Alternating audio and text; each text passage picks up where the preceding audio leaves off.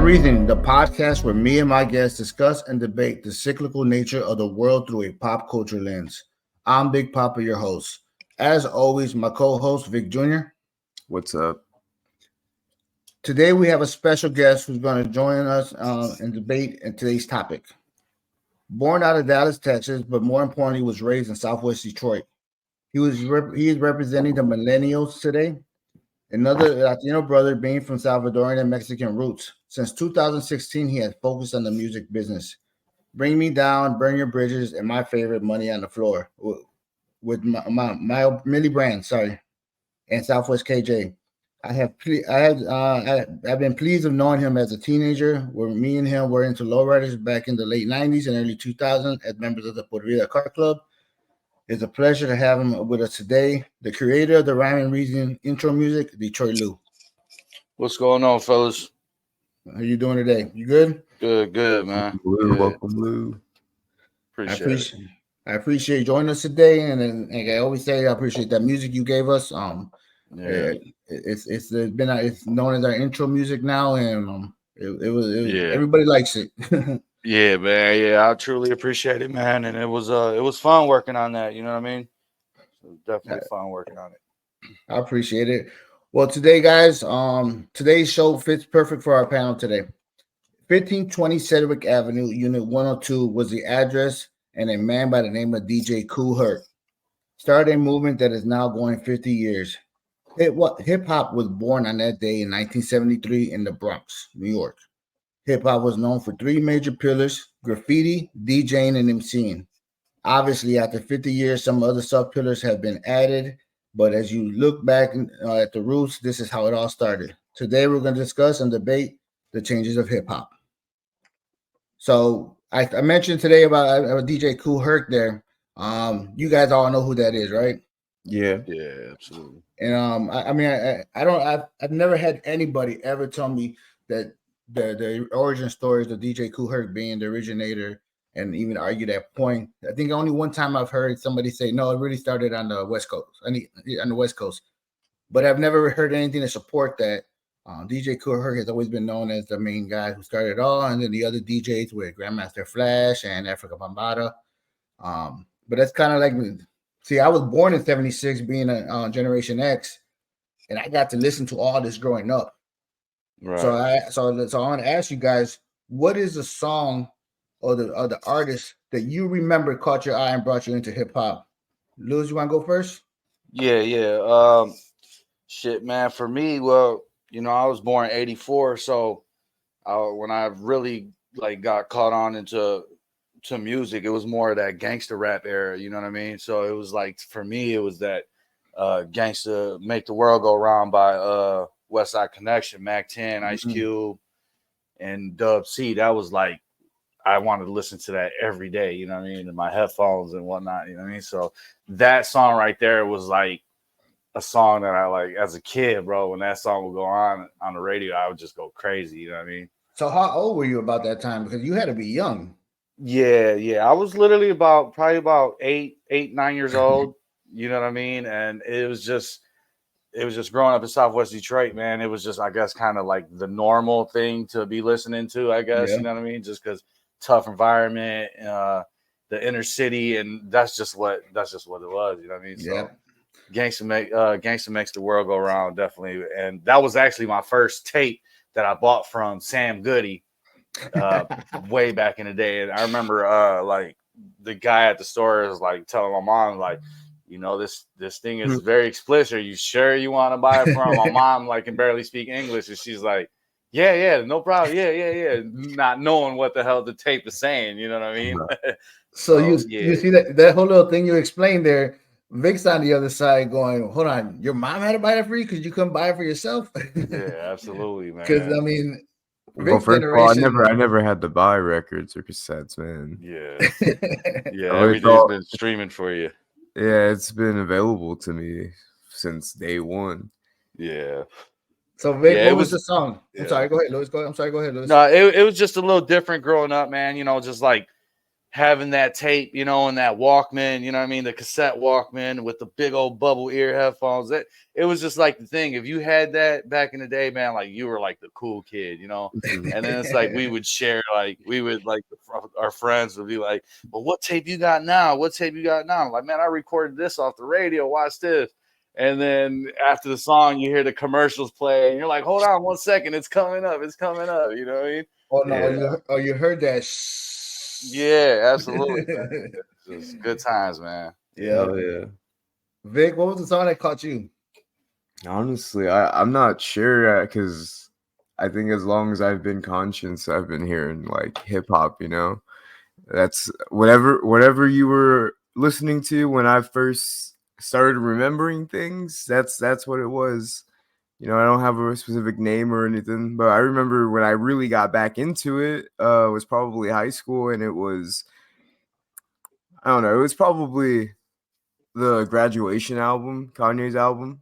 That's when I really got back into hip hop as like a teenager. That was, I don't know, I grew up with it with my dad, so I knew everything that he liked. But after a while, you start gathering your own tastes and interests. And around freshman year of high school is when I was like, dude, this Kanye fella is up to something.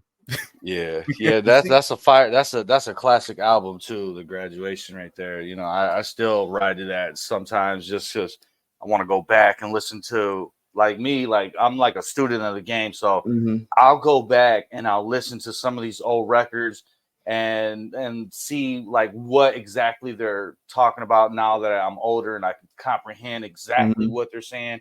And even like on the engineering side, because I just don't make beats. You know, I record people, so that's engineering, and I want to hear the mix. You know what I mean? Of how it sounded back in the day versus how it sounds today with the difference of technology and the plugins used today. You know what I mean? So I'll go back and I'll listen to like the actual sound of it, the verbiage, and just like 3 different ways. I'll listen to it as a fan, I'll listen to it as a producer, and then as an engineer, if that makes sense. Yeah. Hell yeah, it does. Yeah, that's interesting. I mean, it's kind of like how Vic looks at movies. When Vic looks at a movie, he looks at so many different things. Well, I'm just sitting there as a fan, just watching the movie, and he'll tell me, you know, the lighting or the way the camera's focused on one person and not the other. And I mean, it's when I think any art form out there it's called an art form for a reason. It has its things to it that makes people enjoy it and love it even more. You know, for me, I mean, like I said, I was born into the age of hip hop, 1976. But I mean, I grew up like my brothers, you know, listening to hip hop. But you got to remember, in the 70s and 80s, hip hop had a lot of competition. Yeah, absolutely. You had pop music, you had heavy metal, you had I mean, every other type of music was out there. You know, what's that other punk rock and disco, and you had all those different things. So, but in the 80s, I mean, I was listening to hip hop, but the song that I can say is the one that said, you know what, I'm in love with hip hop.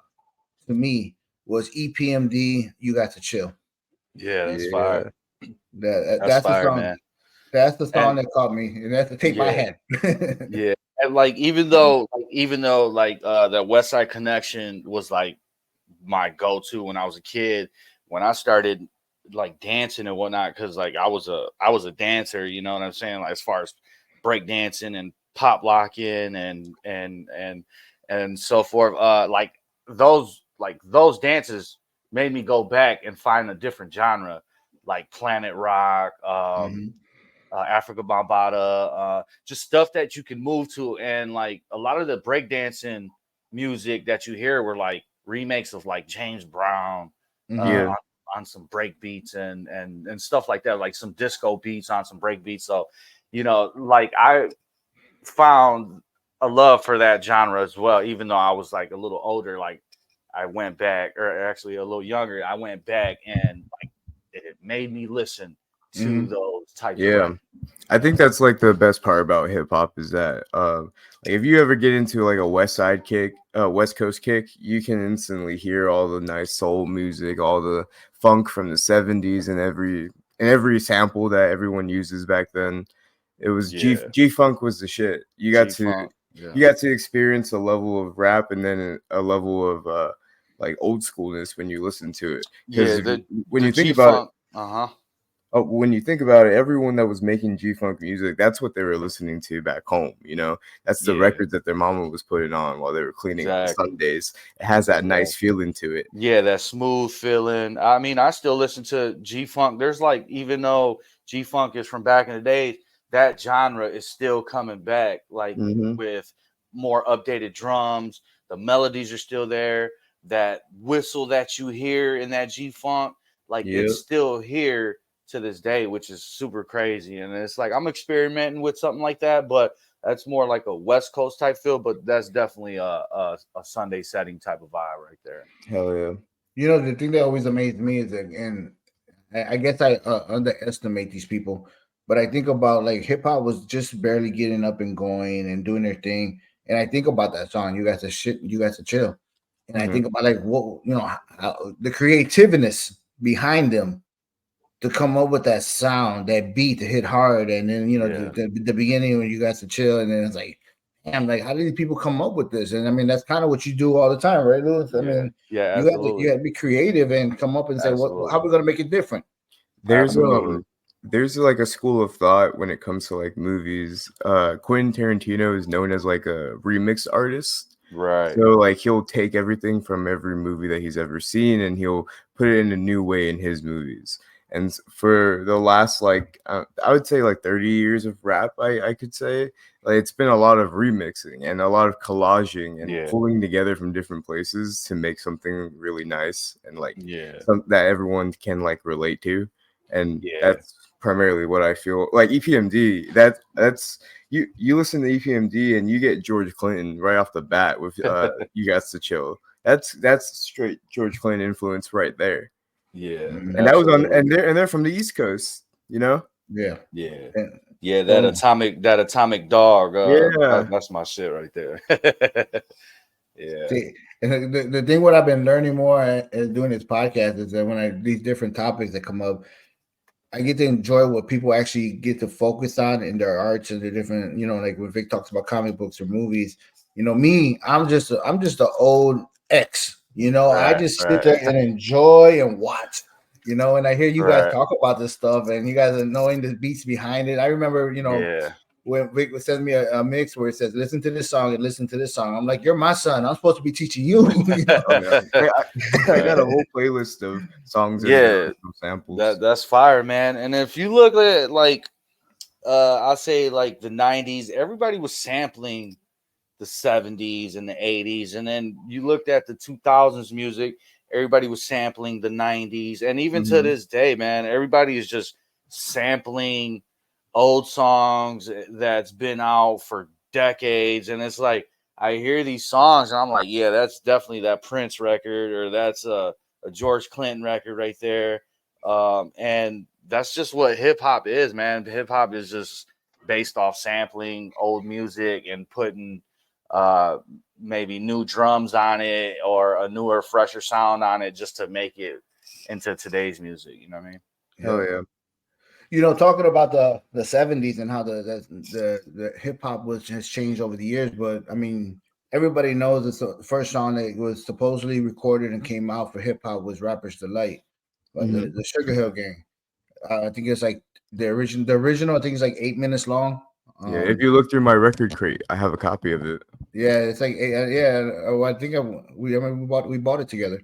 Yeah. Um, but it's like 8 minutes long. But the big thing about Rappers Delight was that they couldn't have a DJ; they had to have live music, Yeah. and because they had to be original because you Yeah. couldn't copyright a song at the time. Yeah. And then you had the DJs that were popular back then, which was like I said, Cool Herc, Grandmaster Flash, and Africa Bambaataa. Africa Bambaataa was probably the one I remember the most. Because his stuff came out, and I mean, it's a lot of that breakdancing music, like Lewis said. Yeah. Um, Yeah. but when the '80s came out of hip hop, that's when I feel like it changed. That's when they started Absolutely. allowing the DJ, and The we had turntable. exactly. I mean, we had Yeah. Run DMC, LL Cool J. I mean, it's just so many Kumo D. I mean, there's so many we can name going from there. Eric B and Rakim, which is to me, Rakim is great. I love Yeah, his he's flow one of is the he's one of the best to ever do it, man. Rakim. A lot of people just really don't like. If you just sit there and realize how Rakim used to come and rock that mic, man, a lot of people are just emulating him. You know what I mean? When not even come a couple years ago, I've seen him even flow. That it's just like, damn, he still got it. Yeah. You know, I mean, and you can't forget about the great KRS-One. You know, Yeah. in the 80s, the hip hop became like it just. I mean, that we started getting, you know, movies coming out. We started getting, you know, more and more of the popularity hitting the mainstream. You know, Run DMC, I think, you know, I mean, they got the my Adidas deal with Adidas, which I think Adidas is German, isn't it? I mean, so you got people coming from around the world just to get deals with these hip hop artists now. Right. You know, and it changed. You know, I mean, hip hop was and EPMD. I mean, to me, I felt like EPMD was more harder than anybody at the time. But I was a little kid. I was a little kid in the 80s. You know, I was 10, 13 years old. And, you know, I heard EPMD and I was like, can't nobody fuck with EPMD. Can't nobody fuck with EPMD. Like, and nobody hit harder than Eric Sermon, you know. Paris was kind of, I always thought Paris was kind of like riding Eric Sermon's wave there, you know, because I thought Eric Sermon just was like the shit. Yeah. That's an opinion I don't think anybody's got these days. That's crazy.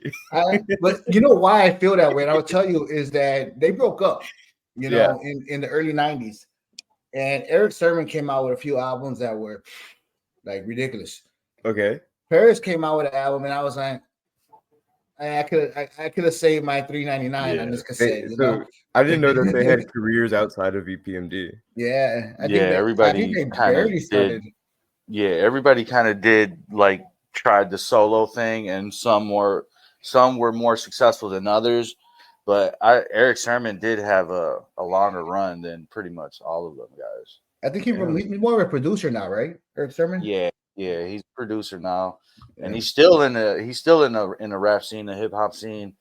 But I definitely remember Eric Sermon coming out as a single artist, as a solo artist, and putting records out even like a couple years back. If I'm not mistaken. And like I said, I remember that to me they were the hardest thing, you know, coming out of that 80s hip hop where I can say Run DMC and everybody was some of my favorites. But until Straight Outta Compton came out. When Straight Outta Compton came out, I remember I was in school, you know, Lewis, I think you were probably 4 years old at the time when this came out. So I was in middle school. And a friend of mine came up to me and said, "You gotta listen to this album." And I go, "What? This tape? I'm sorry, you gotta listen to this tape." Yeah. So we had the pleasure of passing tapes in school, Victor. And so he goes, "You gotta listen to this tape." I go, "Who is it?" And I look at the cover, and it's a bunch of guys just like in a circle looking down at the camera, which is the classic album cover. And I go, "Who is it?" He goes, "They're from Compton, California." And I go, "What the fuck is Compton? Like, I don't know what Compton is." Like, I remember his response. I don't know where it's at either. I ain't never been out the Midwest. I ain't never been out Detroit. You know, so he said, "You gotta listen to it. You gotta listen to it." And I go, "Okay, let me try it out." So he let me borrow the cassette. I took it home. Obviously, like any good church Catholic boy from Southwest Detroit, he gave me the cassette. I loved it. I recorded it the same night on my own cassette. And to me, like I said, EPMD was great, and I thought they were hard. But Straight Outta Compton, I mean, that was like the first time I remember hearing somebody like the gangster rap era begin. You know, and then after that, you know, we had Yo MTV Raps at the time. Yeah. And Yo MTV Raps, they started playing a lot of Eazy-E, you know, Straight Outta Compton, you know, that whole album. And that kind of changed. It was fire, by the way, too. That shit was fire, man. Yo MTV Raps or Straight Outta Compton? Both of them. I remember just Yo MTV Raps, bro. Or I don't even know. Like, I remember on Comcast cable, they used to have the box. Do you remember the box? The jukebox. Where it's like you pay $1 and you watch. My mom used to get so mad. I ran up like $100 bill back in the day, and my mom was pissed, bro. Just because like $100 back in the day was like a lot of money. You know what I mean? Well, let's put it for Vic's perspective is that so they had a channel that was order by only. So if you're just looking at the screen, everybody was looking at the same screen. Yeah. So, and they just had a menu going of all the videos they had. and you would call like an 800 number, and you would put the number of the video you want, and then Okay. that video would come on, and everybody would see that video. But you So paid $1 for it? No, I think it was actually $1.39 or something like that. It was It wasn't something, man. $1. It was $1 something. And Uh-huh. so basically, like if Lewis ordered a video, I would be able to watch it. Yeah. So we used to sit there and watch this channel sometimes of a menu just going up, and like, damn, is nobody gonna order nothing? Is nobody gonna Right. order nothing?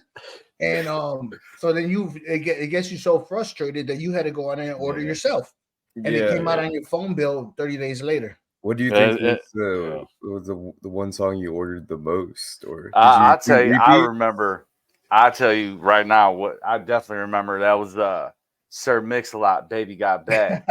Shit. I as a kid, bro. That video was so raunchy, bro. Like, if you listen to that lyric, bro, it's just like, what the hell? And like, we would sneak off and run, and like, watch it, and then it's like, oh, my mom's coming in the room, change it, you know what I mean? So it's like sometimes we would miss the whole video and we'd call right back and be like, run it back. You know what I mean?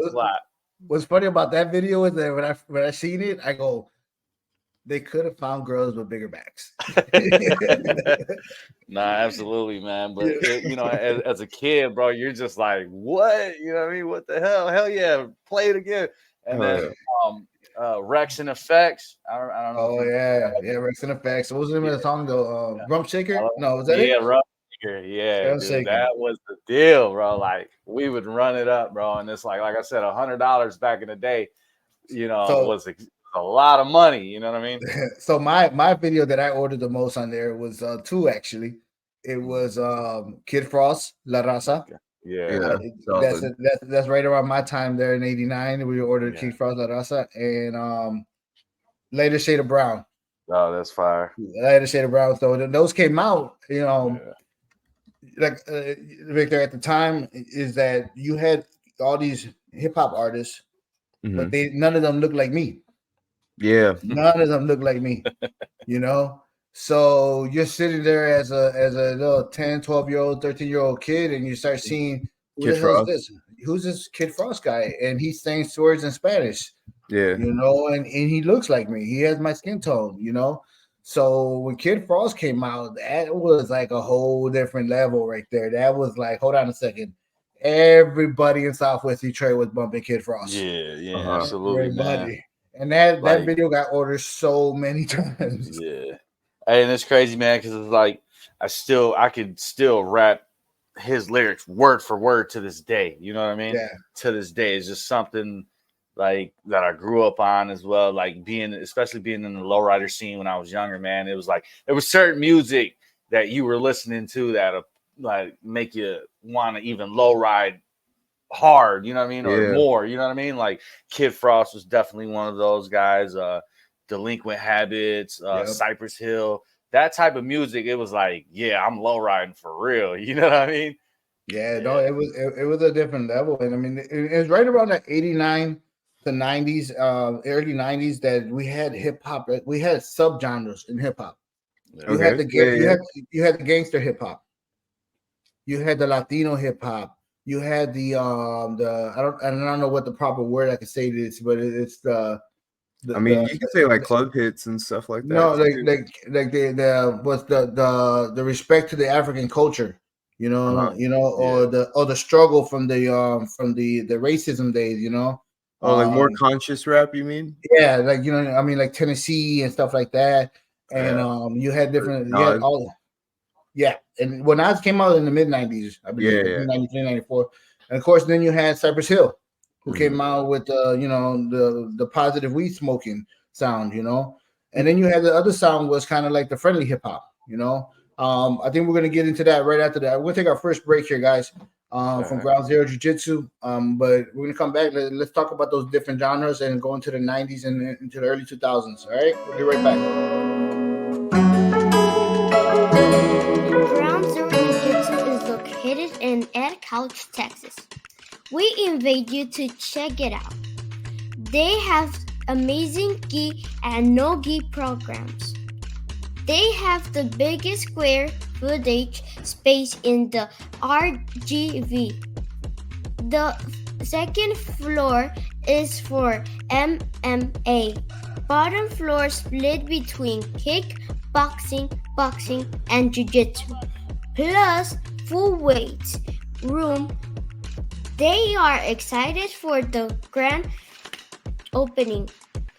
Find them on Instagram and Facebook. Ground Zero Jiu-Jitsu.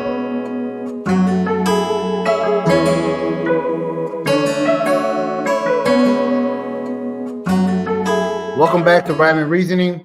We've been going over the hip hop from back in the day and kind of what we remember. A little bit more back in my day. These two have a little bit more love for the older hip hop and a little more respect for, which is good. I think everybody should always listen to the past if you want to respect the new.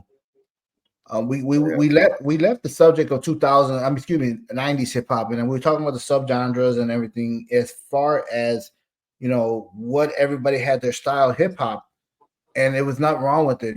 I think the only hip hop song that I can tell you that was very popular and lost its momentum and completely drove into the ground and went underground. And Lewis, you may remember this, but Vanilla Ice, Ice, Ice Baby. Oh, yeah. So Vanilla Ice, Ice Baby was like here. I mean, on jukebox, it was every 5 seconds. Every 5 seconds. Yeah. And from what I remember, and I feel like I remember this wrong, so Lewis, maybe you can help me. It came out that he wasn't from Miami. He was actually from Dallas, Texas. And because of that, his popularity and everything just went down the drain. He was the original Vulture. Yeah, he was the original Vulture. Like Milli Vanilli, but with the voices, but with the voiceover. Yeah, so he was the one that like I said, he was high up and then dropped down and completely lost.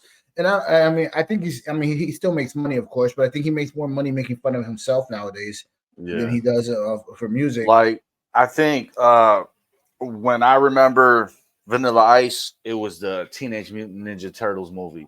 Remember that? Yeah. They were like, go baby, go. You know what I mean? You don't think hip hop and think Vanilla Ice. I get you. You know what I mean? Like, it's crazy. And even going into like more detail about that, like, dude, like he was signed to Death Row Records. Like, can you believe that shit? That's really crazy. Yeah. Wasn't it just because Suge was trying to shake him for his rights? I think he took his rights. Yeah, I think he took his rights. He took it. Yeah. I mean, that's like crazy, bro. That's like crazy to hear, like, just to know that like he was part of the whole Death Row movement. Yeah. But that's like, if you think about it, like other than like the shakedown and whatnot, like they had a vision. They knew like, okay, we're doing gangster rap, but we need to reach out to another another audience. Let's get this white guy right here. You know what I mean? Where we can kind of get a different type of audience, you know what I mean, and still be in the rap game. Yeah, you know I mean, so it's just crazy to think about that. I wasn't alive back then, so I can only like see like online what people thought about things like Vanilla Ice, like after the fact. But from what I understand is like, have you guys ever seen that One Living Color episode that Jim Carrey's on? Yeah. And they have him. And he performs like his remix of Ice Ice Baby. And as far as from what I could tell, like growing up, In Living Color was what people respected. Yeah. And in Living Color, they didn't fucking fuck with Vanilla Ice, Yeah. Jim Carrey went out there and basically called him a vulture and told him that we don't want you in the scene. Yeah. And I don't know. I think the Wayans brothers had like that mindset. And so when I look back at him on Vanilla Ice, I only think about him as like that extra in The New Guy. Remember that movie? Yeah. He's like in that movie for 5 minutes, and I just remember him from that. See, now, I mean, I remember when Jim Carrey did that skit, it was making fun of, I believe, his Saturday Night Live performance. Yeah. And he did a remix where he was like doing his little dancing and everything. And and Jim Carrey made fun of that. And I mean, Living Color was big back then. Yeah. But I think Vanilla Ice had so many things going bad for him, and so little time is when this all happened. But to go back to Death Row, Lewis, what you were saying, another artist they had was MC Hammer. Yeah, MC Hammer. And if you look at how Vanilla Ice was, like what he was wearing, he was like He was I like emulating Bush's- MC Hammer. Yeah. You know what I mean? With the big old baggy pants, the fishnet shirts type deal. You know what I mean? The dance moves. You know what I'm saying? So Mhm. it's kind of crazy, man. You know what I mean? To The, actually like put that in perspective. You know what I mean? the high top fade. Yes. Yeah, with the little slits in the eyebrows. Mhm. It was and then the '90s era, I think, was more of a, and I don't know what the word is for this, but it was kind of like a big bag of so much different types of hip hop, and you just stuck your Experimental? hand. Yeah, there you go, the experimental phase of hip hop, and that's probably why they call it the golden years of hip hop. Because Yeah. you look at the '90s and it was everything. Like you want to say, I want to listen to some soft hip hop, where there was some soft hip hop out there. There was a Kid and Play. Oh, I want to listen to some gangs and stuff. Okay, to go listen to Ice Cube or Easy E. You know, I want to Yeah. listen to some, some. I mean, I don't even know what you would categorize Wu Tang in. You know, I mean, they were in Yeah. a whole different world of themselves, which we haven't even Yeah. got to Wu Tang. Yeah, Um, Wu-Tang for sure is some like a group that I grew up on. Just like from them being having multiple personalities, just you know what I'm saying, working as one as a unit. My favorite Wu-Tang guy is Raekwon the Chef. Fuck And yeah. that was just, I mean, there's a bunch of them, you know, RZA, GZA, Method Man, Old like Dirty there's a bunch of them, but Bastard. Raekwon to me was like Raekwon the Chef was like I related more to him just because of the era that I grew up in, you know what I mean? Mhm. And so like, you know, he was the chef, he was the cook, you know what I mean? And it was just like it was the dopest to me, you know what I mean? yeah, On that topic, Dad, do you have a favorite Wu-Tang member? you know what? Unfortunately, I'm gonna give my opinion on my favorite based off the show. Okay. Just because of the Performance? I liked Wu Tang. I wasn't as big as a Wu Tang fan as everybody else in the world was. Yeah. I started getting into Wu Tang because Vic started getting me into them. Yeah. So if you had asked me who my favorite, you know, and I probably could tell you my favorite one off of the show as well is probably Method Man. Method Yeah. Man. You know, just because I probably listen to more Method Man songs than I listen to anybody else. I think in Yeah. the long run, Method Man is probably the most successful as far as doing music and Yeah. TV shows and movies. You know what I mean? I think he was like the guy who like pretty much like elevated out of all of them. The only one signed to Def Jam. Yeah. Yeah, well, Old Dirty Bastard was pissed about that. Yeah. According But to the show. who's your favorite Wu Tang? Always been ODB. ODB? From the moment I first heard him, it was always ODB. Yeah, he was real raw, man. He was raw with his lyricism and just his whole aura, man. Just because you know, like he was from the hood and he kept the hood, and versus the other guys, they're more a little bit smarter, intellectual than him. You know what I mean? But the way he can deliver his message, man, was just fire. You know what I mean? Yep. Mhm. Yeah. I mean, and I go my all time favorite group is Separate, all time. You know, I got to see them in concert one time, and it's just I was there singing every little song. I was like the little teenage girl watching Taylor Swift. You know, Yeah. sitting there like clapping my hands, every song. Hopefully Sin Dog sees me. I'm saying the same words as him. Yeah. He passed me the blunt. And which I always wondered on that. And Louis, maybe you can answer this for me. In concert, are they allowed to smoke? Yeah, I mean, well, here in the city, man, like people smoke regardless, you know what I Yeah. mean? And I've been to plenty of concerts where it's like absolutely, man, they're up there smoking and the whole crowd is smoking, even though it says this is a non-smoking venue. You know what I mean? Like, everybody's putting it in the air, like how they say here in Detroit. You know what I mean? Yeah, they go. Absolutely. But that Cypress Hill concert was great for me. And like I said, Wu Tang was great. And then before we jump into the 2000s, I think there's some couple artists there that we need to make sure we don't forget. I mean, we had Nas. Mhm. Nas was fire. 2000. We had obviously Tupac. We had Biggie. Yeah. I don't know any other ones you guys can remember you want to mention there. But I mean, those are some artists that influence hip hop and still influence hip hop to this day. Yeah. I still listen to Tupac to this day. Just someone that like just like when I heard his music, it just would literally give me chills, man. And it's just like dude can go from talking that street shit to Dear Mama to how to treat a lady and what not to do. You know what I mean? Just like Tupac is still, like probably the best artist. If I was like to have a top five, he'd definitely be number one in my book. Tupac. You know what My I mean? first Tupac song was "Brenda's Got a Baby." That's the first. That's the Brenda's first got one. it. That's the first one I remember him from. I guess he came out with that song with wasn't the Digital Underground Uh-huh. before that, but I didn't know who he was. But Brenda Got a Baby was the first song I remember him coming out with. And yeah, I agree with you. I became more of a Tupac fan 10 years after he died than I was when he was Wow. alive. You know, Yeah. because after he died, everybody became a fan. You know, Yeah. but it's like Biggie. I like Biggie's music. I used to love his music. No, excuse me, I used to like his music, but I Yeah. started loving his music 10 years after he died because Yeah. I was big on like I'm not gonna jump on the bandwagon. Everybody's on this Yeah. bandwagon right now. No, like I mean, like I said, man, I grew up in that gangster rap era, so it's like if you're spitting some gangster shit, bro, like I'm definitely tuning in. And it's Yeah. crazy just because, like, I mean, it's crazy to just think about. Man, Tupac got killed in '96, and Hmm. it's like he was short lived, but his music still he was still dropping music Oh, way I up in think the we lost 2000s. Lou. You know what I mean? And it's like yeah, just realizing, yeah, hello, Oh yeah. We yeah, we lost you for a lost you second. for a what's up, second. bro? Yeah, you're good now.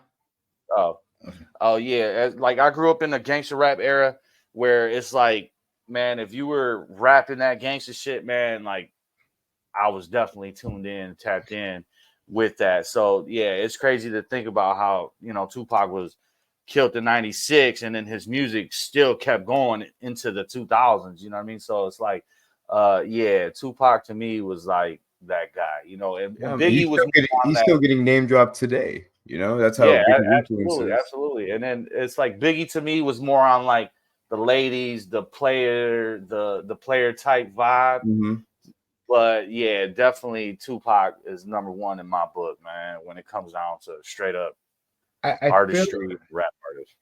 I feel like if Tupac if Vic was alive in the '90s, Tupac would be one of Vic's favorites just because he was very he talks knowledgeable and very political and is able to talk about any subject because Yeah, he read about it and that's how I see Vic a lot.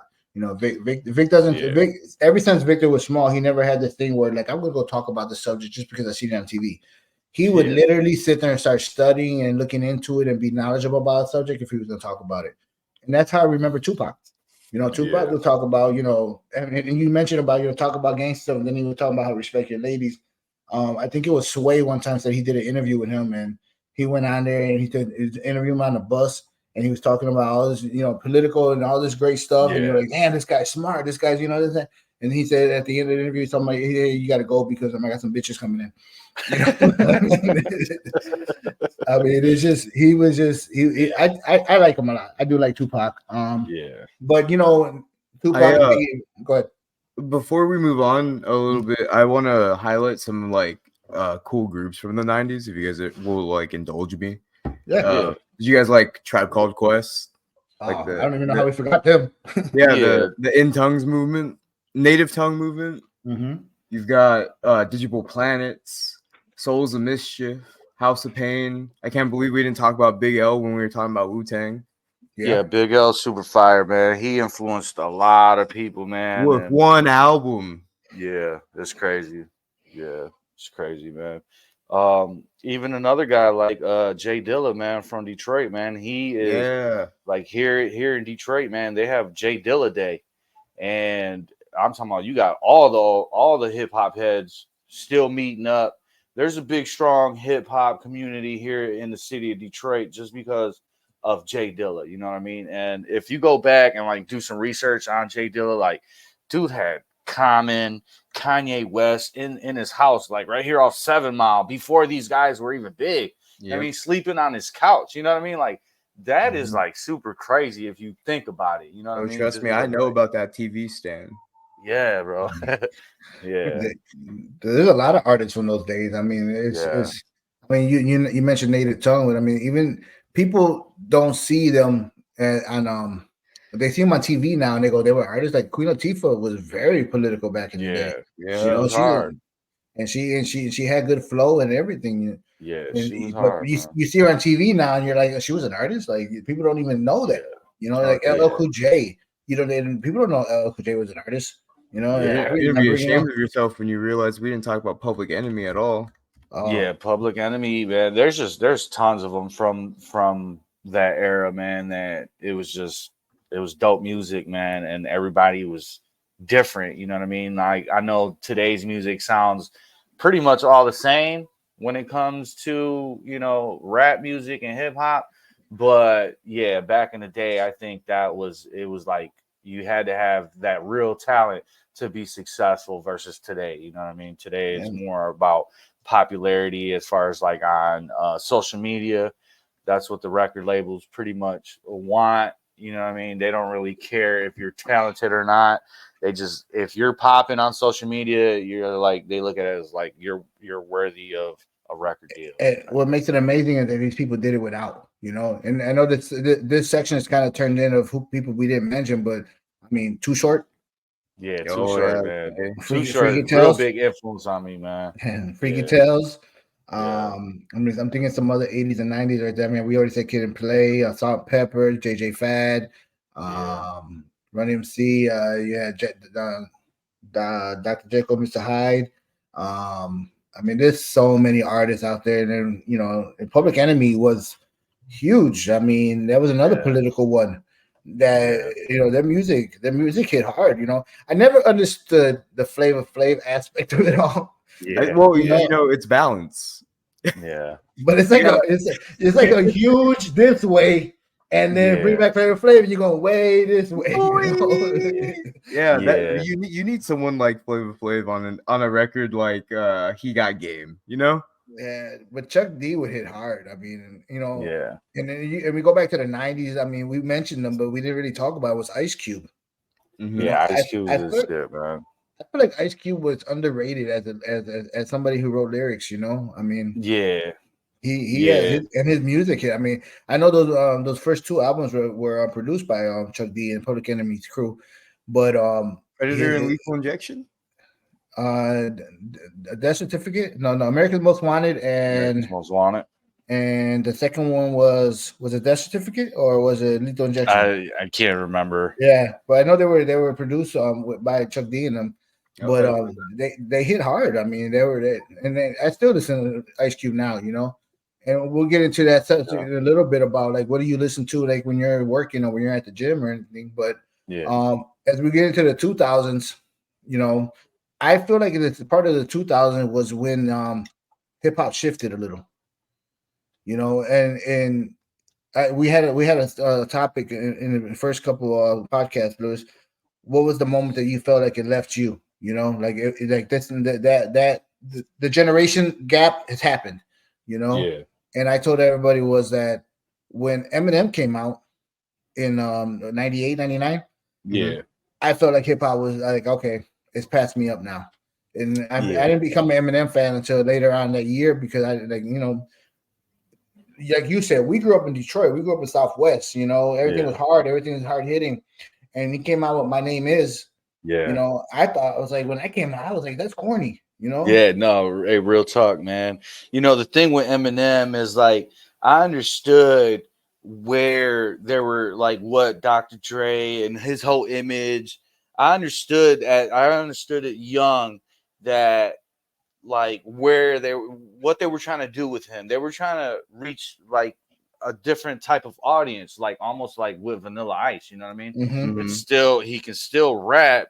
He's, you know, his artistry is a little weird, but you know, they were just trying to shoot for a different audience, man. And it's crazy because like I remember, like I believe it was like 97.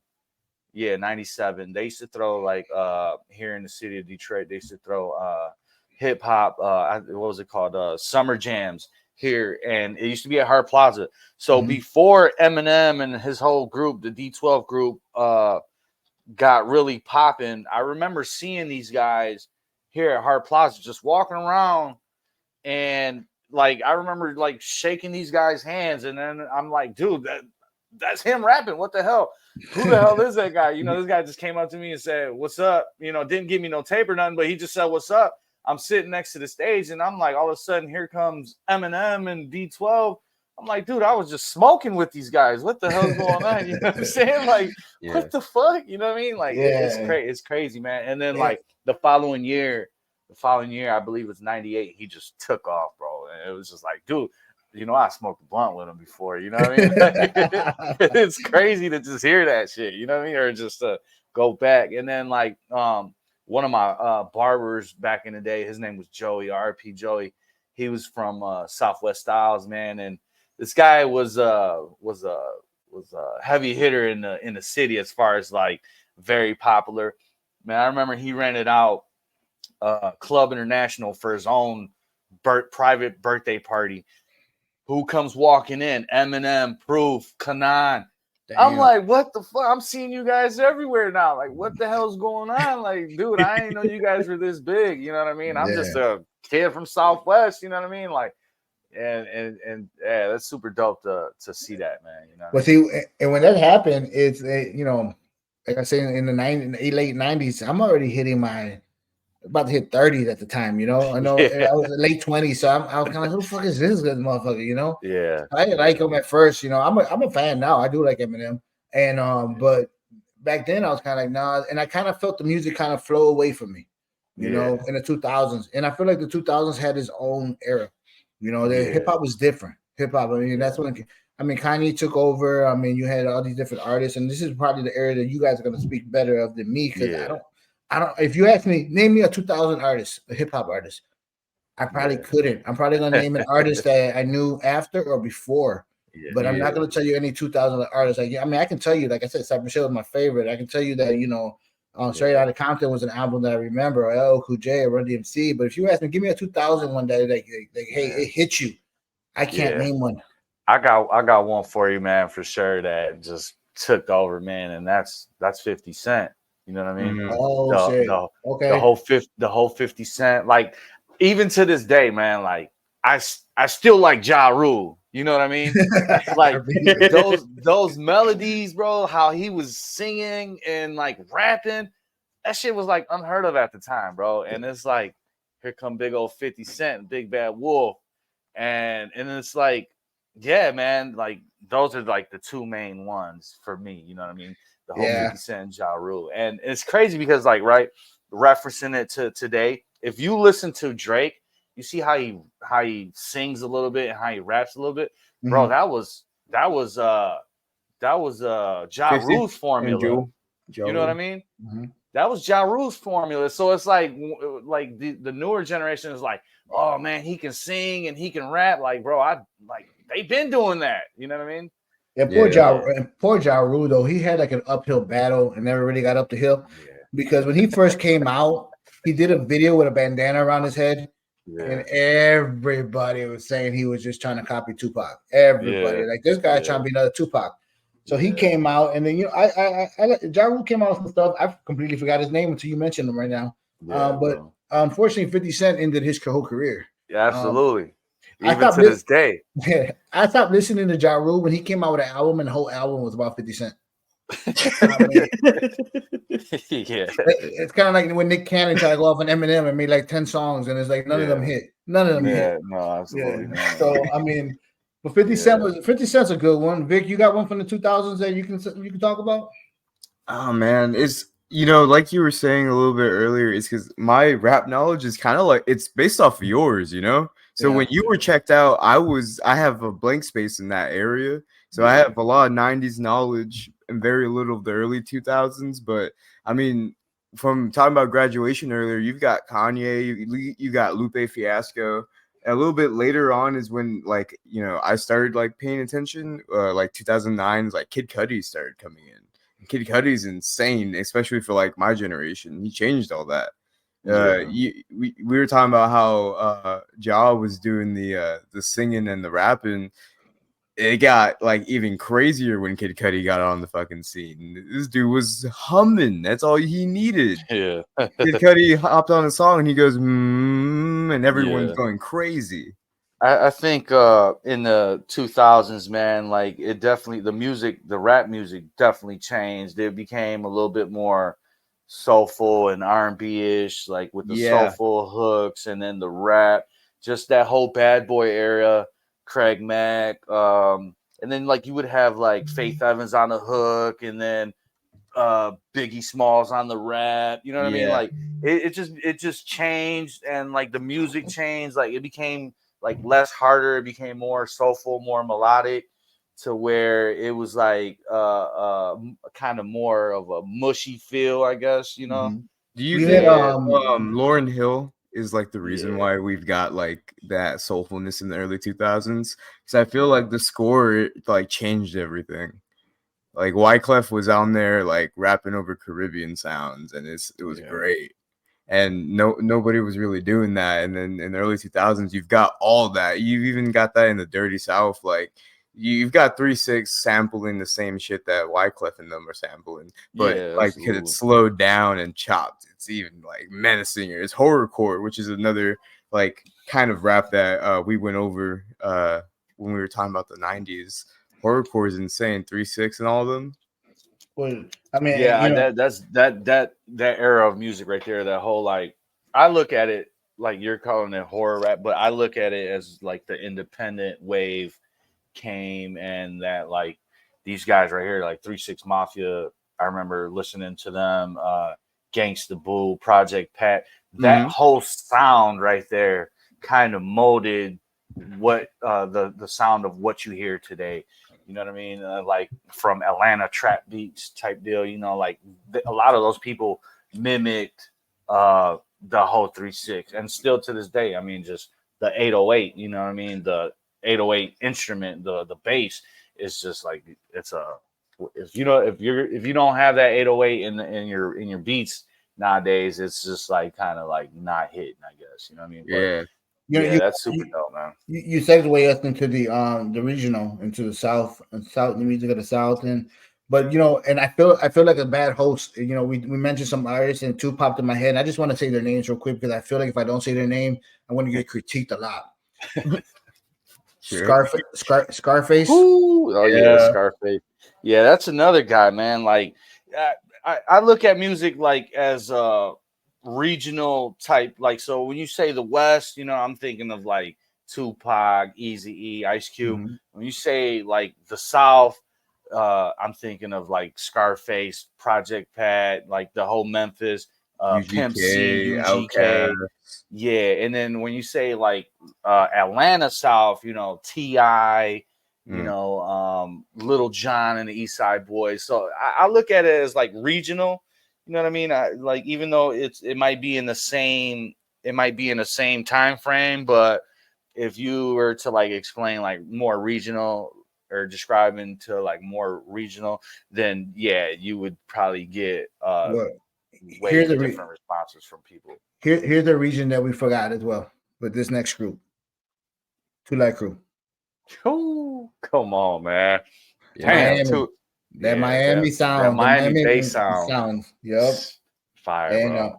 I remember I used to make Little Vic listen to Miami bass sound with Two Light Crew, Yeah. Yeah, DJ Laz, yeah, and DJ Lab. what was it Magic? No, not Magic. Was it Magic Mike or Mike? Mike? I forgot his name. Magic something. Yeah, DJ Magic Magic. Mike. Yeah, Yeah, and DJ I Magic Mike. and I used to tell Vic that this is Miami bass. So when I tell him we used to cruise in the '90s, Yeah, and we would have and I had my one little car with my two little speakers in the back, but you put that Miami bass sound on, yeah, and it sounded like you had two 12s in the back. But Yeah. all I had was the yeah, two little speakers. Then you yeah. put that Miami bass in, and it sounded like you had some sounds in the back of your car. But It's crazy, man. Yeah, talking about that, the different regions, East Coast, West Coast, yeah. The South. Detroit got their own sound nowadays. Would you Yeah, agree? man. Yeah, How would you absolutely. describe Detroit sound today, Lou? Detroit sound is gritty, hood, ratchet music. You know what I mean? Um, Here, like a lot, like Detroit is idolized for a lot of dope slanging and a lot of ratchetness. So it's like you got a lot of rappers that talk about selling dope and how they get girls and whatnot. So yeah, that's how I would describe Detroit music, man. It's just super up tempo, raw, in your face type music. It's very different from the South, where the South is very slow and very melodic. It's very Mhm. different from the East Coast, where it's more lyrical based. It's very different from the West, where you got the soothing sounds, the beats and whatnot. Detroit is just like straight up like in your face. We're gonna slap you with these words as far as like how to get money and how to mac on a girl type deal. You know what I mean? So Yeah. yeah, it's You know, super gritty. when I hear like Skilla and I hear Babytron, I hear a Yeah. lot of like Oakland, like the Bay type.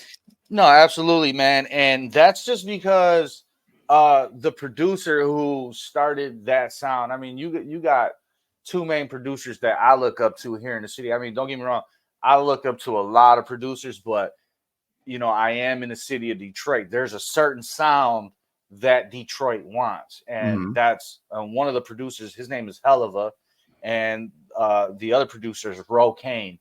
Mhm. These guys are heavily influenced by Too Short. You know what I mean? And that's that early '90s bass, like that early '90s sound. And there's a particular sound that you hear in pretty much every Detroit beat, and that's a Moog bass. It's like, I don't know if you know what that is. It's Like the like that blow the little. whistle, No, like it's a Moog bass. It's just like dum. wall, wall, wall, wall, wall. You know what I mean?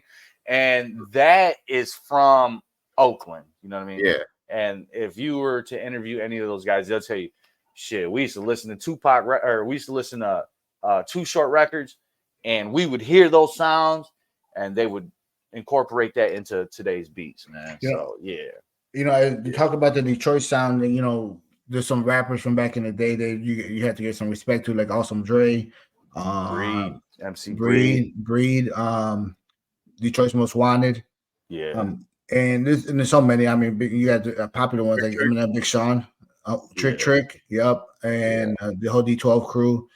I was, one of my favorite from D12 was Proof. I thought Proof was very, very, very good. yeah. But I remember listening to an interview with T Grizzly, Yeah. and they asked him, what is the Detroit sound? So the same question came to him, and his first response was, it's not Eminem, which I agree with 100%. Yeah. Eminem doesn't have a Detroit sound. Eminem has a sound that was created. I mean, Dr. Dre and everybody, they kind of made that. Like you said It earlier, was they made created in it. a lab. Yeah, but he said that was not it. Now, Grizzly, I like some of Grizzly's music. Do you consider that part of that sound as well, or do you think he's kind of went pop culture as well? No, it's not like if you listen to T Grizzly's like early stuff, like he definitely kept it Detroit.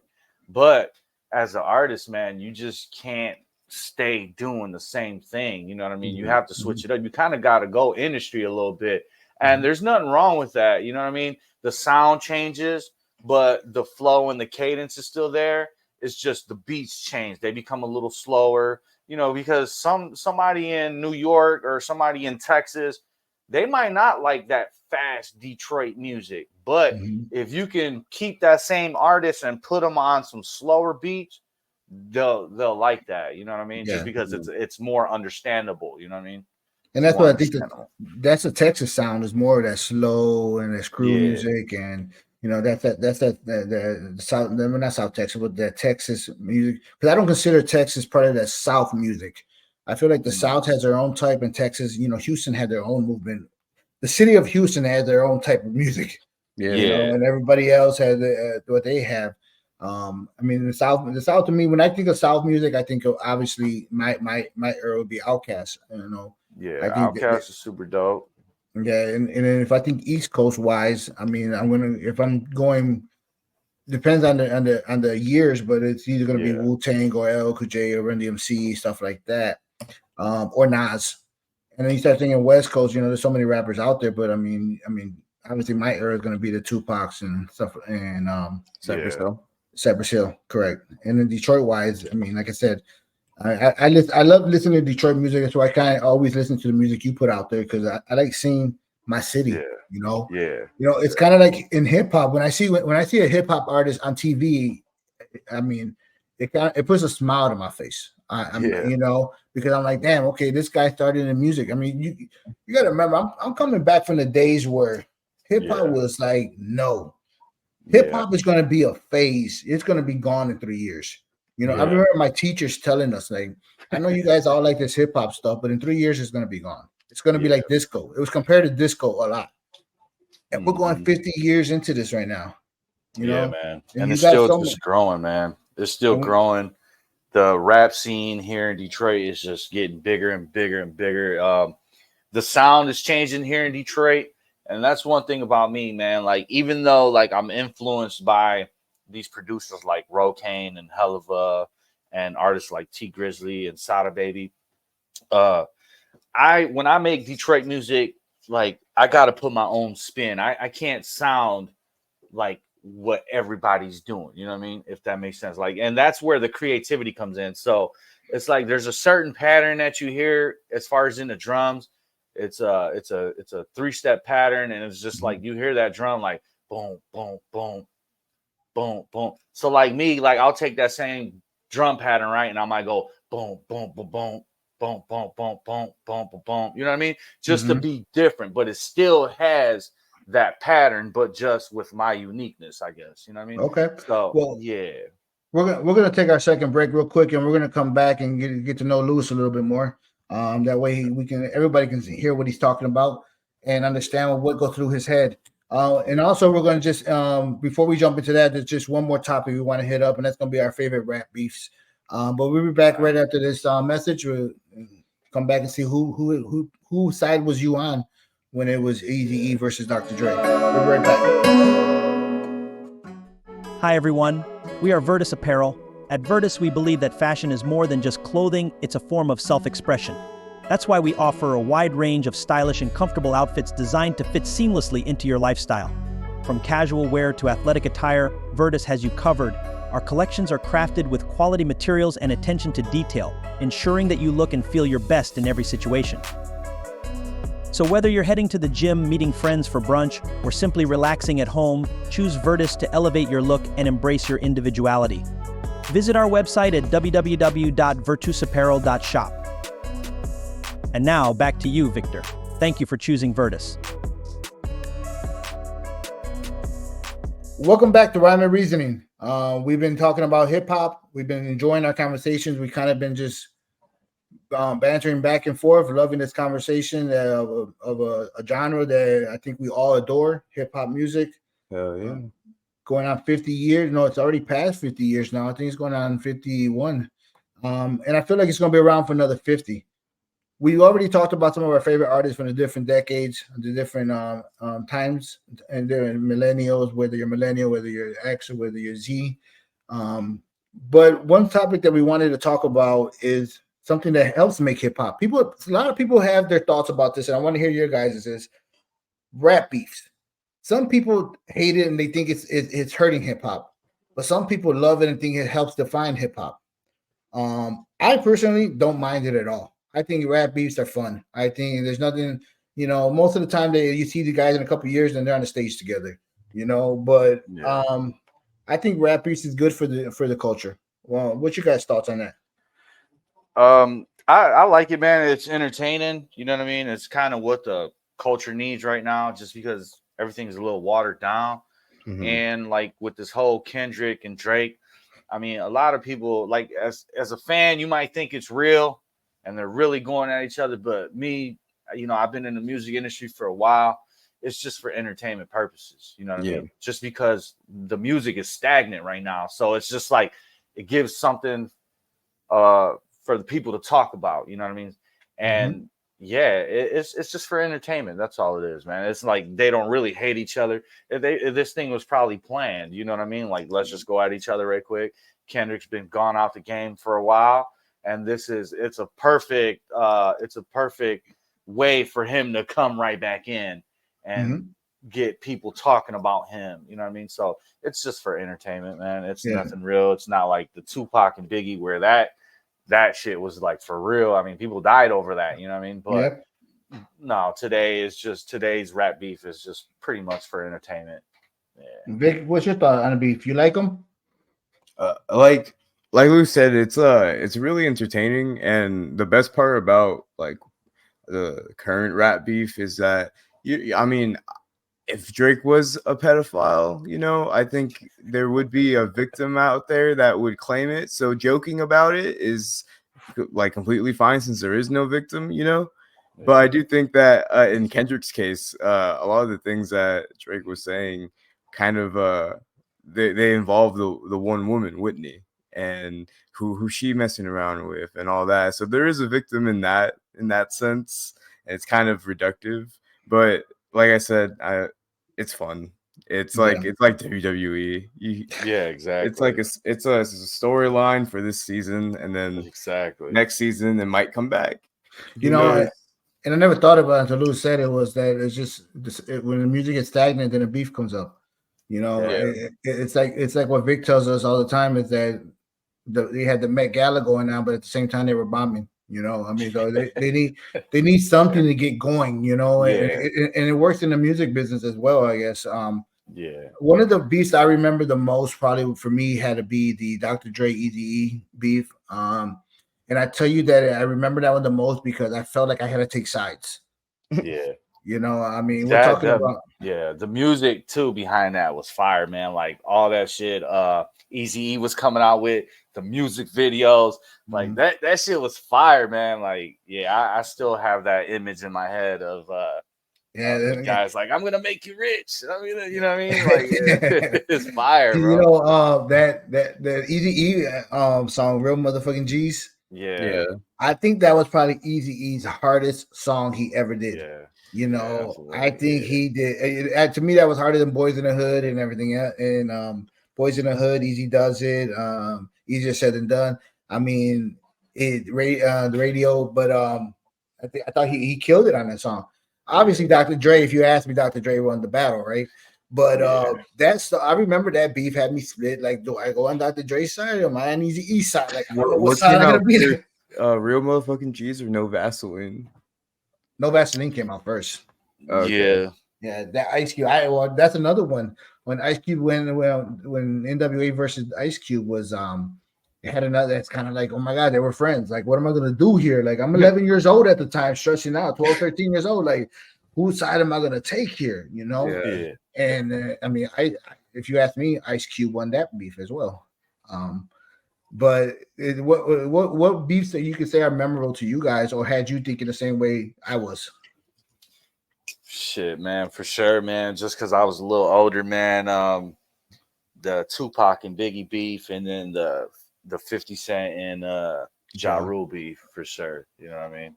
Those were like for real. They don't compare to this Kendrick and Drake beef, but I don't know. Me personally, I'm a fan of both.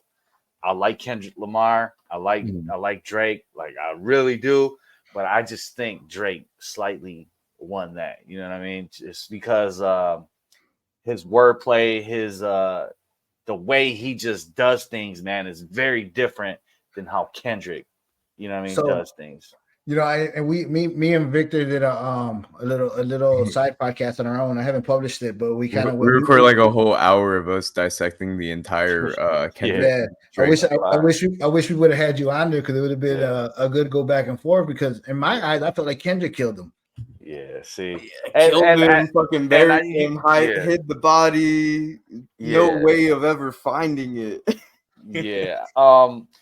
You might feel that way just because it's easier to understand Kendrick. He's more like, he's not subliminal like Drake is. Drake, in order for him to understand, like, you have to listen to that same song like 3 to 5 times in a row to actually like understand what he's talking about, because he speaks in subliminal rap, so it's just like it's hitting messages in there. You know what I mean? I respect all that, but like, I don't. Kendrick's a Pulitzer Prize winner. His shit's subliminal too. I think the earlier like comment where it's like, where you said about Kendrick is that you can't really, I don't know, you understand it all on face value. You know what you mean? Yeah. I don't think that's true, man. I think we disagree a little bit because it felt like a dude was punching up when he should have been punching down. Like it was Yeah, bad. Well, yeah, and the thing for me is because, like I said, my generation, and this is we've been going back and forth on this for 7 weeks already about how my generation.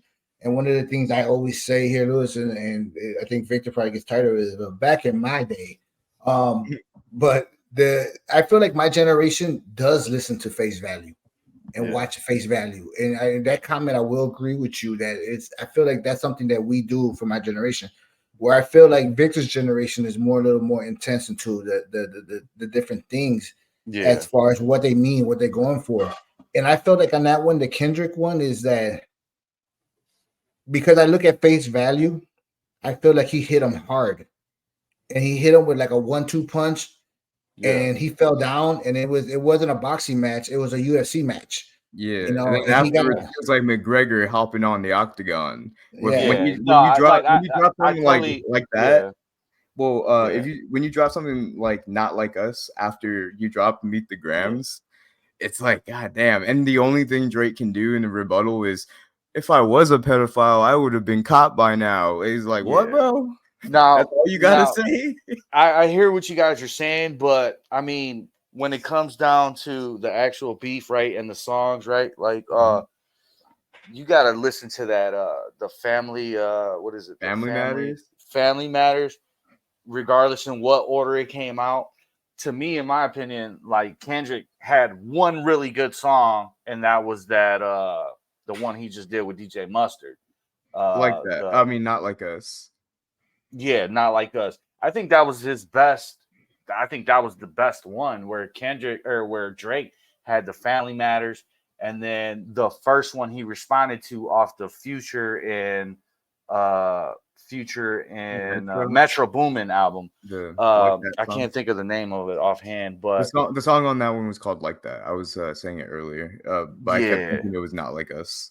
yeah, like that. Yeah, Mhm. I think that was Kendrick's best one versus Drake's two best ones. You know what I mean? And I mean, this is hip hop, man. Everybody Yeah. is entitled to their But opinion and what they like. You know what I mean?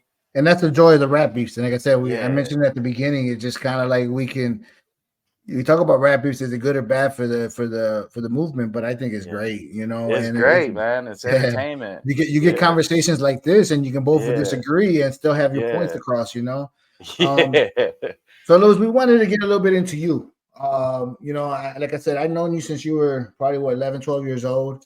yeah, for sure. You've been around my family, and we joked around at the beginning. Last time we seen Victor, he was a baby. Right.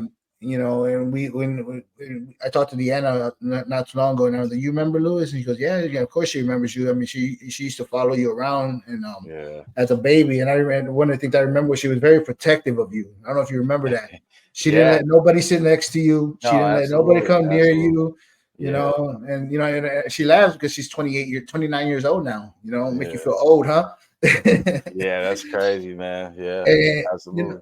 so I've had the joy of knowing you for a while. And then I seen you pop back up on Instagram, and the Lewis that I known is now known as Detroit Lou. Right. So I wanted to get to know about what is Detroit Lou. What's going on with you? Shit, man. I doing music now. You know what I mean. I've been doing music for a long time, man. Even as a kid, I don't know. I'm sure you probably remember, but like my parents were real strict to me as far as like when I used to stay the night at your house. Oh, he's got to be back home Sunday morning because he's got to go to church. Yeah. Well, and I'm gonna tell you what's the real reason behind that. That was because I was one of those kids that used to play in the band at church. Mm-hmm. You know what I mean? So it's like I've been doing music for a long time. I was that kid in church that was playing instruments with grown men. You know what I mean? And I would understand music since then as a little kid. So it's like, making music, man, has just been something that's just been kind of kept me out of a lot of trouble. You know what I'm saying? As far as growing up here in the city. So yeah, man, Detroit Lou is just a rap producer from the city of Detroit, Michigan. I'm Hispanic, and man, I love to make music. I love to produce. I love to record. I love to engineer. I mix and master. I also DJ. I also shoot music videos. So I'm tapped in 100%, you know, in all phases with this music shit here in the city, man. And see, what a lot of people got to know is that Lewis talks about when he's staying at my house and he would go back. He had to go to church the next morning. I used to remember that because I'd be like, "Damn, I got to wake up early and take this Yeah. kid home," you know. Yeah. Uh, at the time, we were part of a car club, and I was the president, and Lewis was a young member, and he used to come to the house all the time and hang out. And we became very close to Lewis. You know, he was very important to the family. And like I said, Deanna, small baby, which she would Yeah. follow him around, and Lewis always had this thing about being respectful to the family. But he was a knucklehead. I mean, there's no lie to it. He was a No. knucklehead. Like it was so many times that I had to talk Lewis down and say, "Hey, come on, calm down." You know, if somebody came try to disrespect anybody that was around us at the time, Yeah. Lewis was the alpha. He had to come out there and be like, "Hey, what the fuck?" You know what I mean? And I'm talking about 11, 12-year-old Lewis. So to see you in the music scene now, it gives me great joy. Yeah. And then I listen to your songs. You know, I go out there and every time you put something out, I always listen to it because I gotta support you the same way you supported me when I called you up and said, "Hey, I need a sound for this podcast." Yeah. You know, within a day or two, you got it to me. Yeah. And I hear your songs out there, and I like them. Like I said, "Money on the Floor" is the one I like the most. And I think, and looking at your YouTubes and everything, that's the one that hit the hardest, huh? Yeah, absolutely, man. And that's just what the people want to hear. You know what I mean? Just you know, I try to be different, but at the same time, I know like what the city wants, and I know what people want to hear. So it's just like I still have to make those records. You know what I mean? So it's that one absolutely did some numbers on YouTube, and I got that Money on the Floor song. It's real big on college radio right now. Oh, okay. Yeah, that's another thing. That's another bag that I'm in. Like I'm tapped in with a lot of DJs and college radio. Like they have their own college stations, you know what I mean, that the college kids do. And so that one, Money on the Floor, and believe it or not, Bring Me Down did really good as far as the music video wise and college radio right now. And a lot of people really don't understand this. Like they see my name on the title and they're like, well, he doesn't rap, you know. I'm kind of doing what like DJ Khaled does, or like what Metro Boomin just did with Future. You know, I'm putting out music as a producer. You know what I mean? And I'm featuring artists on that. So that's what I'm doing when I put out music myself. But I got a handful. I probably got like 10 artists right now that I deal with, like, you know, on a consistent basis. Right now, I'm pushing a guy by the name of Israel Keys. I just did his album as a joint album, and that album is doing really, really good. We just got invited to go perform at a venue here in Ann Arbor, Michigan, U of M. And yeah, man. And the headliner on that is Sada Baby. That's July 5th. There's a little controversy behind it right now, just because they canceled the venue that we were supposed to perform at. But you know, these guys are persistent as far as like, that's all right. There's another venue that wants Sada Baby there. So we're on that card. Israel Keys is super dope. I also have a new artist. He's really young, 21 years old, from the city, from Southwest. He goes by the name of Trap Migo. I just did just working on his album. You just right released now, something, didn't you? Yeah. You just released something, yeah. Yeah, with Trap Migo. He's really dope. I see it in him, and he's young. And yeah, man. I mean, I deal with a tons of artists: Southwest KJ, Millie Bands, Preach, Bells. There's just so many people, but yeah, man, we're starting a movement, man, and Southwest Detroit is definitely getting recognized with a lot of talent, just because it's been the East Side, it's been the West Side. Nobody really taking Southwest Detroit serious as far as the music, but we're definitely competing with the other hoods, is how they say. You know what I mean? Yeah. You know, a good question for me as a producer, for you, to you, excuse me.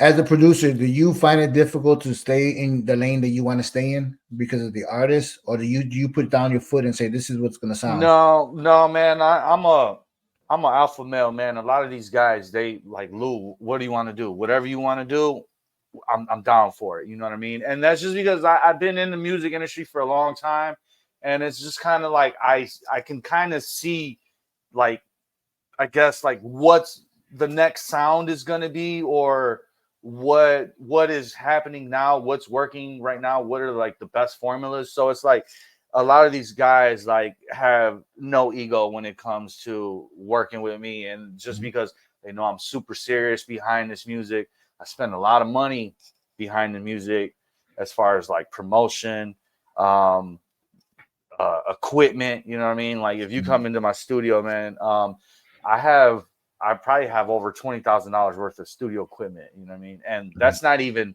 like the money that I spent. Like, I mean, from promotion, man, I probably spent like literally over $50,000 worth in promo and music combined, you know what I mean? Yeah. To this day, and that's music videos and yeah, it's a lot of money, man. It's a lot of money towards this. So a lot of guys know I'm super serious about this.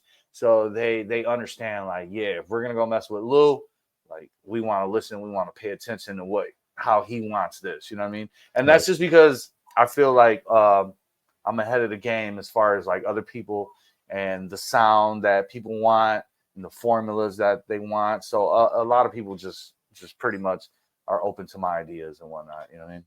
Yeah, sounds good. I mean, you're sitting in your studio right now. The people that can see us, Yeah. and that's where you do all your recording at, huh? Yeah, this is my computer. This is I have tons of plugins on here. This right here, that glass that you see, it's a vocal booth. You know what I mean? Okay. So the artist goes in there, it's soundproof. Yeah, man, I got guitars, congas. I play instruments by hand too. You know what I mean? So, yeah, man, just from everything, bro. Yeah, this So is is my it system right is here. that is this Hell yeah. is your outlet basically, or Yeah, pretty much, man. Like, I mean, of course, I still work a regular job. You know what I mean? I still yeah? work a regular job. So it's like I'm a construction worker. I got my CDL. I operate a skidster every day. But, I'm out there 13, 14 hours a day. So when I come home, like, this is how I unwind. You know what I mean? And, Mhm. I do this every day. When I come home from work, shower, eat, and right after that, I'm here till like 11 p.m. You know what I mean? Mhm. At least getting 2 to 3 hours in on my music, whether it's making a beat, mixing and mastering, working on some vocals, or editing a music video, or getting some DJ time in. You know what I mean? So Yeah. yeah, I've developed a routine every day to come home and yeah, put that work in, man. Yeah. Well, man, I'll tell you, I'm proud of you, and like I said, knowing you since you were little and seeing what you're doing, I'm always going to support you. I appreciate that. Vic, you got anything? No? Before we head out, I just want to get a quick question to you guys both. All right. You know, Louis, you said one thing that caught my ear. You said I kind of feel like I can see what's coming next. Yeah. We're sitting here in 2024. Hip hop's at a state where I could probably say that it's not probably on his highest horse right now. No, it's definitely not. Um, and I'm coming from my years of hip hop, and this is kind of a long statement here, but I'm coming from like the 80s when it was like everything was coming out. My Adidas, King of Rock, and my radio. Even at Cool J, I Need Love, where everything like you turn on the radio, boom, it's on. Yeah. Go to the 90s, you got Gangster, you got the Beefs, you got going on, you got Wu-Tang changing the world, you got Tupac being political, you got Public Enemy, 90s, the 2000s, if you reminded me about 50 Cent. Where do we stand right now? What do you see coming forward? Because right now you see a lot of Latin music kicking in. You got the reggaeton that's kind of that took over for years now. It's not just taking over, it took over for years, and I'm a reggaeton fan. I like it. I listen to it. What I'm more a fan of right now is Mexican hip hop. Yeah. People like Santa Fe Clan. Yeah. I think they hit hard in Mexico. But I feel like we're stuck right now. in the U.S. with hip hop, and hip hop started here. What do you see? What do you guys see? You know, you as a music producer, Victor as Generation Z. What do you guys see music right now?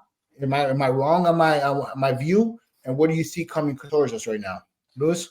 Yeah, well, firsthand, I'm gonna tell you right now, the music is changing, man. Like, and you're bringing more of the hip hop, the old '90s feel element back into the rap today. The beats are changing. It's more lyricism now that's coming.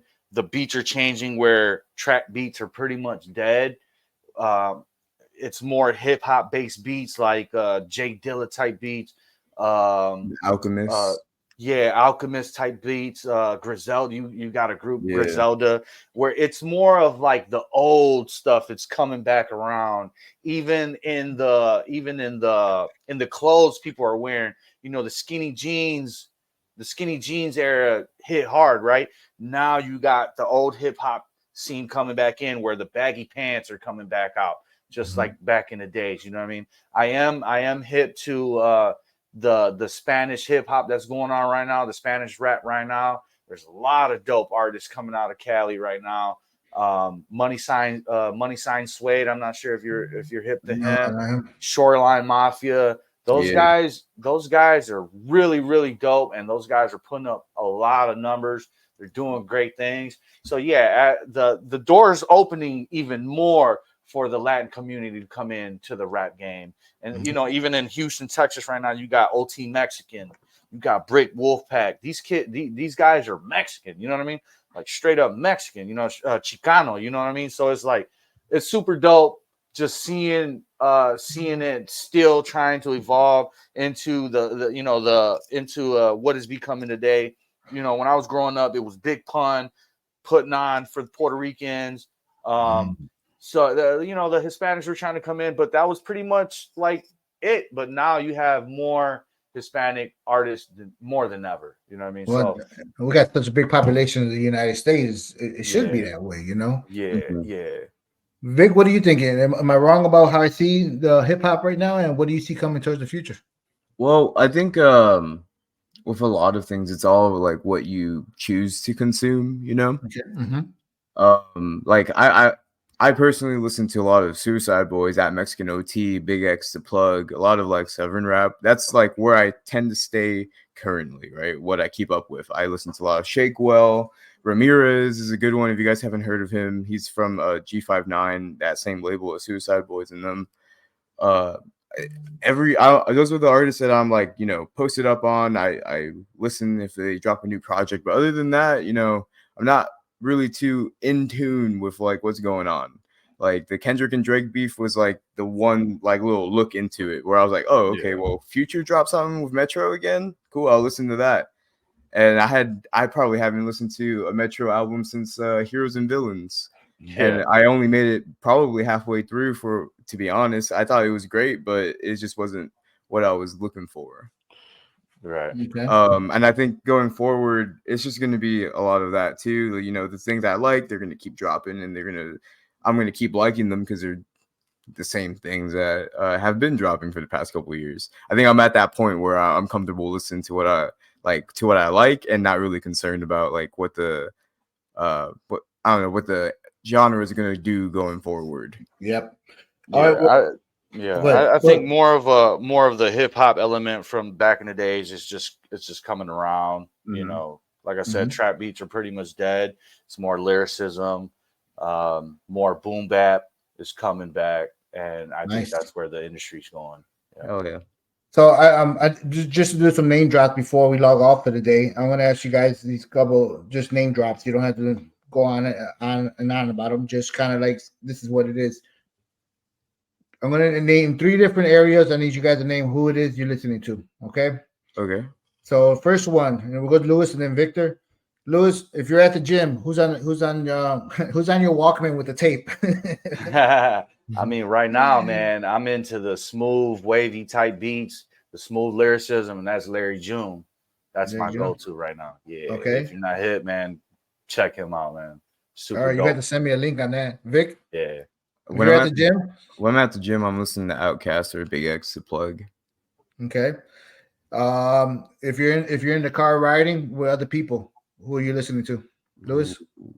Right now, if I'm riding with a group of my homies, I'm listening to Sada Baby, Babyface Ray, Skilla Baby. I Yeah, feel like I gotta get hit by the Sada baby because I'm not too Yeah. familiar.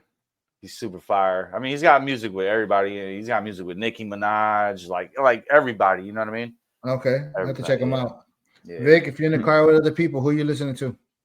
With other people, Yeah. shit, that's tough. Well, that's I'm why I prob- had to change it up there. If you're in the car yeah, by yourself, you're gonna honestly, listen. I'm putting people on the like SPM that have never heard SPM. I love Okay. that. I love getting in the car with people that have never heard SPM and just showing them South Park Mexican, UGK, like everything from like the early 2000s that I really like.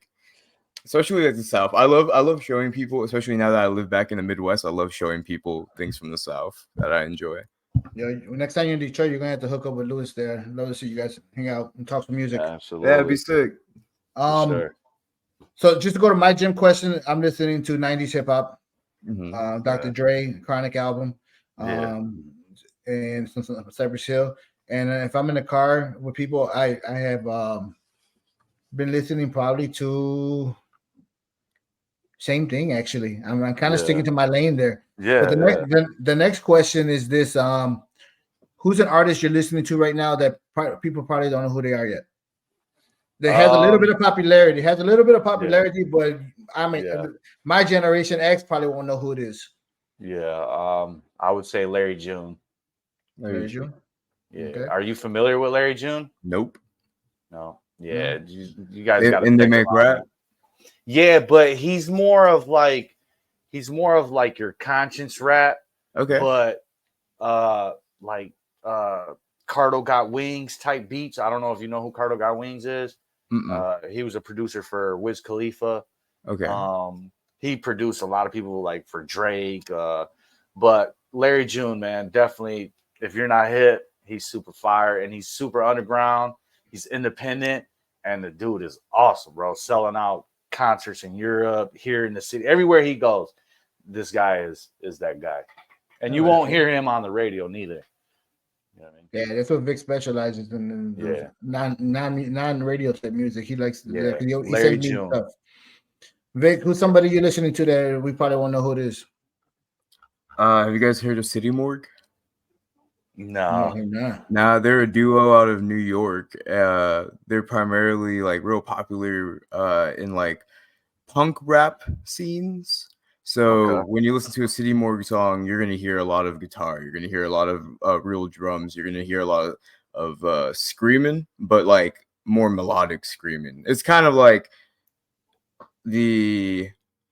what you would imagine 20 years of horrorcore and punk does to rap. So like in the late 2010s, you got a lot of like emo rap that became real popular. Yeah. What if like instead of that angst being very like low energy, that angst became high energy, and that's what City Morgue is. These guys they're cool as hell. Zillakami and Susmula, they're the two guys. Zillakami, he goes on tour with Denzel Curry all the time. I'm sure one of you guys have heard of Denzel Curry. Denzel Curry, yeah, for sure. Hell yeah, Zillakami, he's like the same type of rapper as Denzel Curry, and a City Morgue. If you guys haven't heard City Morgue, you guys should give it a listen. Yeah, I'll definitely look into them just because I just want to hear the different things. You know what I mean? Yeah. For me, unfortunately, my generation doesn't get me have the foresight to hear different things. I mean, if I'm listening to an artist that you guys probably not listening to right now, it's probably gonna be a Mexican rapper named Santa Fe Clan. I like him a lot. But he's very popular right now in Mexico, so he's not really unknown. But that's probably who I'm listening to right now. I'm hip to him. They were playing Santa Fe Clan at the festival in Columbus yesterday. Yeah, he's getting real popular right now. He's in Mexico right now, the popular ones is like Peso Pluma and all them, which I'm not a big fan of. But Santa Fe, he's a rapper. I mean, he's a straight up rapper, and he hits hard. I like his music. He's done a couple songs with Be Real, Snoop Dogg. I mean, a couple Snoop Dogg. We didn't even mention Snoop Dogg. You believe that? Yeah, no, that's crazy. That's crazy. Lewis, you're gonna have to come back next season when we do another show on hip hop, man, because I think we absolutely, a lot of people. Man. And then if any of your friends or anybody listens to this, they're gonna come back at you. They're gonna say, "How the fuck you didn't mention this guy?" I think I Doggy know, Style was man. the first album I listened And through. Like another group that we didn't mention was Bone Thugs and Harmony. You know what ah I mean? shit. Yeah, Bone Thugs and Harmony to me Yeah. was like they were different, you I know, can but never show dope. my face in Cleveland again. yeah. There's so But many yeah, that we man. didn't name. I mean, so you're gonna have to come back for us on season 2, and we're gonna Hey, do another hip hop absolutely, show. man. Absolutely, man. You know, and we're gonna call it the show today. But Lewis, you know, let the listeners know where can they find you, where can they see you, what you Yeah. got going on. Yeah, you can find all my music on all digital platforms. That's Detroit Lou on Spotify, Apple Music, um, Facebook, Instagram. That's Detroit Lou on all platforms. Actually, that's Spotify, IG, Facebook, anywhere. If you're looking for beats, if you're trying to become a rapper, or if you just need some info about the music industry, shoot me a DM on IG. But yeah, Detroit Lou everywhere. All right, and you mentioned you got a show coming up on July 5th. July 5th. No, but you got Alongside with Sada Baby. That's Israel Keys on the stage right there. And it's gonna be super dope. One and for the books for sure. the Israel Keys album just came out. You said. Yep. Israel Keys album is out, produced by Detroit Lou. That's out on everywhere. Spotify, Apple Music. You can search him. That's Israel Keys. And yeah, the album will definitely pop up. It should be like a artist pick there. And yeah, the album is called 5511. 5511. All Yeah, right, Yeah, I'm definitely looking at it right now. Yep. check Check that it out, out. man. And Yep. maybe even next season you bring them along with you, and we can talk a lot more Absolutely. music. Absolutely. So Victor, as always, where can they find you?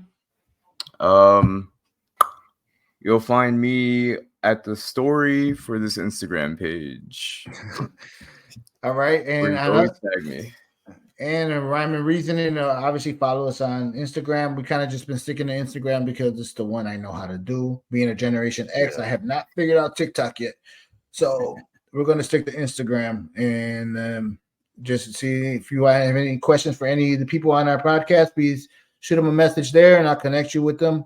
We always like to hear back from everybody. Lewis, it's been a pleasure, man. Love seeing you as a grown man doing your thing. Please don't stop. Absolutely. We'll always support you here. You're always part of the Rhyme and Reason family. Whether we stay our size now or grow up and be bigger, you'll always be part of our family here. We appreciate it. Hell Hey, yeah. man. Thanks for Thank coming, you. Luke. Thank you for you guys having me on the show, man. Have fun, talk about rap, have fun catching up. And I appreciate you guys, man. Much love, man. Hell All yeah. right, brother. Make sure you guys hook up, Victor. Next time you're in Detroit, man. I'd like to see you guys hook up. And even with Deanna, I know Deanna, just so you know, Louis, Deanna is the emotional one, so she'll probably tear up and start crying. But it'd be great to see you guys together because, like I said, Victor was a baby, Deanna was a little toddler, but I mean, I would love to see you guys together. Hell yeah. Sure, man. I'm going to end it on today in the Big Papa's words. DJ Hurt said, I wanted rap always to be positive. Beautiful music. I want it to be political. I want it to stay that way. We got queens, we got kings and jokers. Hip hop is a way of expression and should not be held to any rules. Once you start putting rules, the truth stops. Whether it's the golden years or new music, as long as the expression is real, then the hip hop will be real. And as fans, that's all we want. May hip hop live forever. This is Rhyme and Reason. Thank you guys.